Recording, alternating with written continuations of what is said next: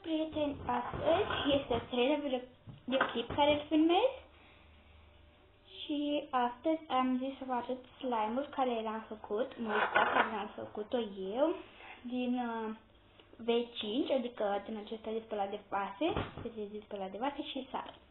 Deci așa este albastru și uitați. Eu o să bag mâna.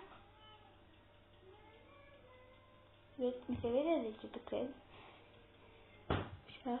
Și nu se întâmplă nimic, adică nu vă mădăriți. Doar să vedeți un pic umed. Uite-ți bag mâna.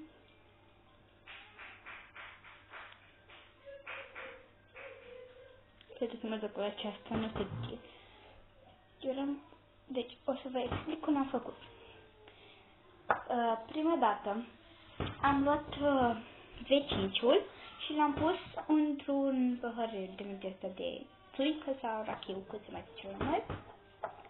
Apoi l-am amestecat un pic cu un bețișor din acesta, dar voi, dacă faceți mai multă cantitate sau ceva de genul și puneți altceva, puteți să folosiți alt din acesta pentru a amesteca, din cauza dacă este mai mare, nu puteți să amestecați cu acest băț mic.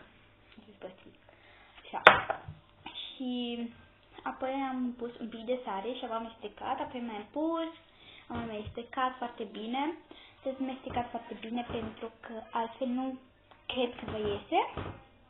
Apoi, dacă v-a ieșit, merge doar cu V5 pur și cu fairy, cred. Fairy n-am încercat, dar o să încerc.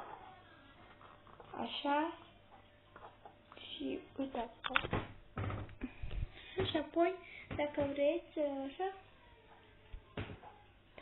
Că nu cred că se vede.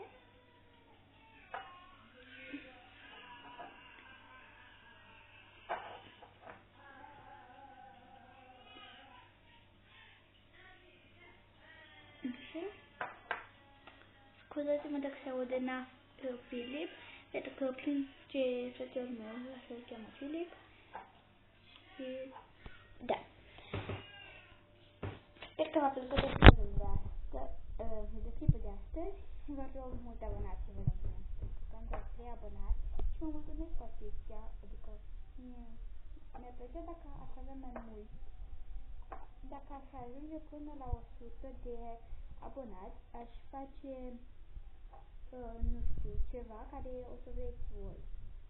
Nu știu, ceva surpriză, o să mă abonez la toți care îmi zic și o să... sau 50, maxim 50 de abonați, o să fac o surpriză și o să vă dau...